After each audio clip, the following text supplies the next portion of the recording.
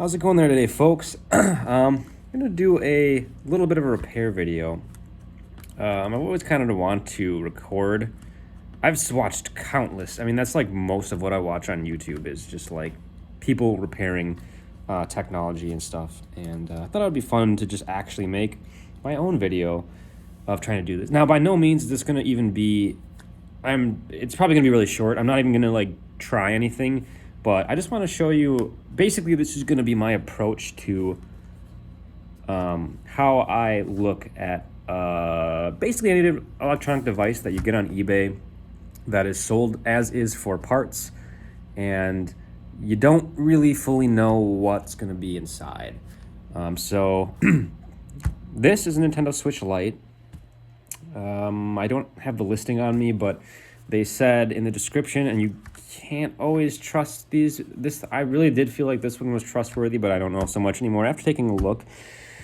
Anyways, they said that that their child had dropped it, and it stopped working, right?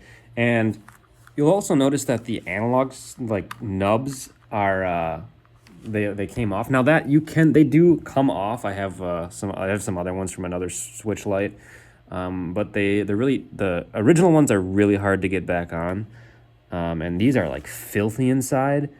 And so anyways, I assume that it was dropped, and one of two things is that it either had a, ribbon cable that like something got knocked loose and, it just needed to be fixed, or when it was dropped, it could have jolted loose any number of chips, capacitors on the board, even just a little bit. It could have cracked a tiny microscopic fracture in the solder, and which would basically render the whole board useless. It'd be very difficult to figure that out, at least with my skill level.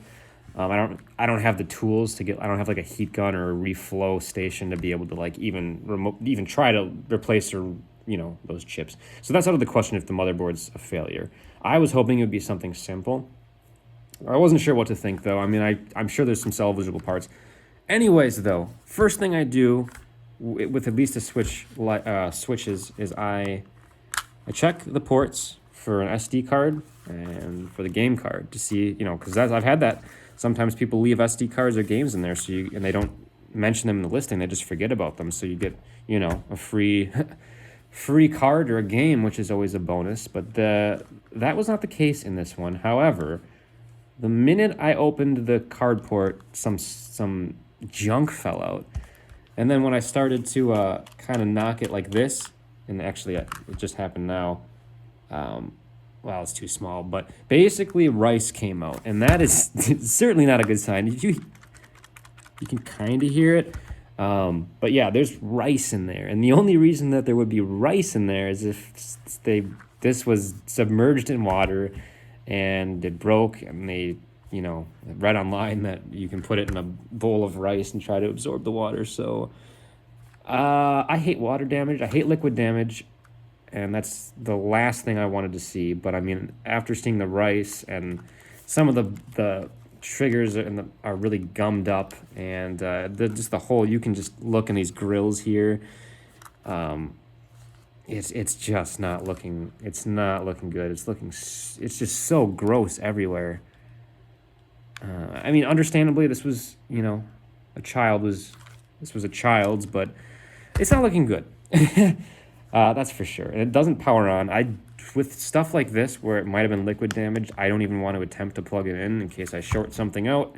It's probably already broken, but I want to just take it apart first to see what's going on before I even attempt to try it. So, yeah, let's get into this. So on the Switch Lite, we've got 4 tri-wing screws holding in the back plate, and then we have 2 Phillips head on the top. I don't know why they do like that. 2 Phillips head on the bottom. I think it's Phillips head double O. It might be triple O.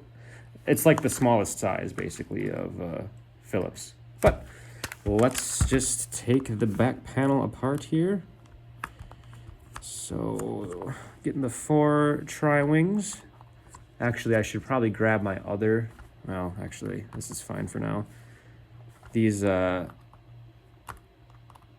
driver tips I'm using aren't magnetic.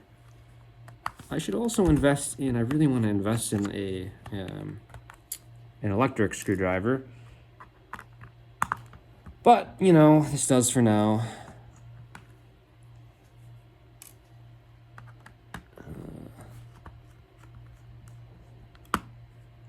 Okay.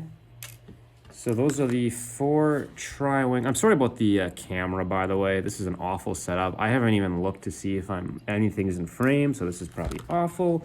Again, the first time I'm doing this, very impromptu. Again, it's not even going to be long. It's not even going to be long. Well, I say that. It's probably just going to end up being super long.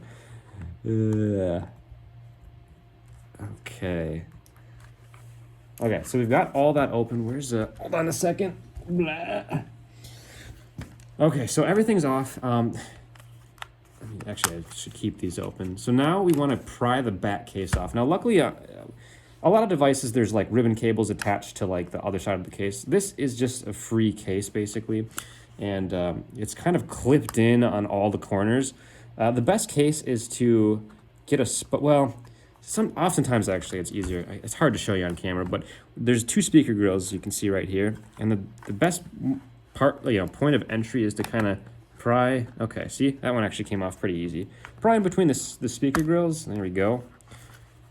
And then it's kind of difficult sometimes. Okay, it's lifting up somewhat easily. The top part is where it gets, and actually, this is probably where it was dropped. If they're telling the truth, there's a big crack there. I'm pretty terrified to see what this looks like inside. Let's see if that liquid damage sticker is tripped. If it is, it's going to be like pink. If it's not, it's just going to be white. Oh, that came off relatively easy. Okay. So let's flip it around, and here is the big reveal. Actually, I forget. There's a whole back plate on here that I forgot that I have to take off. But upon first inspection, it looks all right. Oh, yeah. Again, camera setup is really, it's really bad. Hold on a sec. Yeah, I really should get like a better camera angle, but I don't know if you can see. Probably not. There's these really small capacitors right here, and there's some there's like some kind of white bluish crusty stuff, and it's scraping off when that's liquid damage, for sure. So that's definitely not good. I was really banking on this not being liquid damage. Okay, let me get my other screwdriver because this one's magnetic. I'm going to take off the heat spreader here, and that will give us a full look at the board, at least from this side. Actually, honestly, though, I'll probably need to completely remove the board to look at the other side, because that's going to be the side that might be is probably going to be the most damaged. Oh man. I also, when you're doing this type of thing, it's really important to get like a magnetic pad or just something to keep track of your screws, because you want to make sure you have the right ones that go in the right spot when you put it back together. But in this case, I've done this so many times that I know where every single screw goes and what size. So I'm just kind of lazily putting them on the table, which is also not good because they could roll away. But anyways, let's take a look what we got here. Oh god, yeah. Yep, so the liquid indicator here is pink, so it has been tripped, and it is just, it's pretty bad in here, especially where the motherboard and daughterboard ribbon cable is. Again, you probably can't see that because the camera's not really goodly zooming in, but there's liquid damage right on the cable there. And I'm gonna take this out. I'm gonna disconnect the battery because that's always the first thing that you should do. Oh god. Ooh. Yeah, this is really bad. Ugh. There's liquid. Oh, okay, this is the worst I've ever seen. There's liquid damage all around the battery connector, even on the battery connector. The ribbon cable itself, that could probably be brushed off with alcohol, but some of those traces actually might have. Yeah, there's capacitors everywhere with liquid damage. Yep.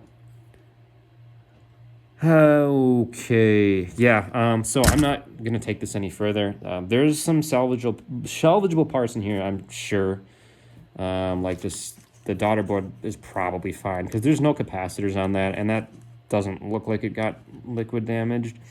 Yeah. So there's a lot of salvageable parts, but unfortunately, for what I needed it for was the main board, and the main board is definitely shot. Like I can't.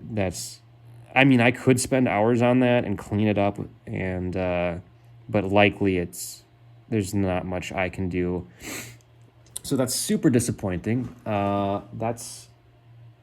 I think that's 3 switch lights I have now with dead motherboards.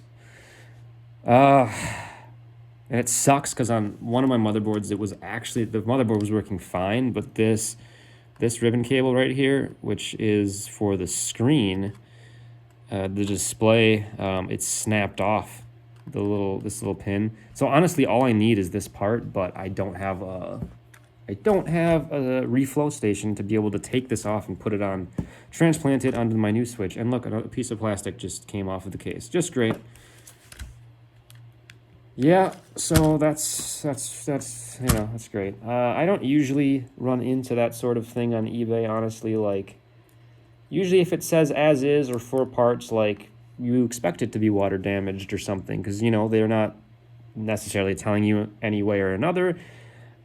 With this one, I'm kind of disappointed in the seller because they did not mention it. They specifically mentioned that it was dropped and only dropped. And I do believe that it was dropped because there's a crack in it, but it's definitely water damaged, and they definitely knew it was water damaged, and they did not disclose that information. So, yeah, like I said, I usually have good luck with eBay, and this was not really that. So, yep, another one for the parts bin, and I will figure out what to do about a motherboard at some point. But anyways, thanks for watching. Please like and subscribe if you want to see more videos like this where I just ramble on about nothing and don't accomplish anything. Well, you've come to the right place. Thanks again. Bye-bye.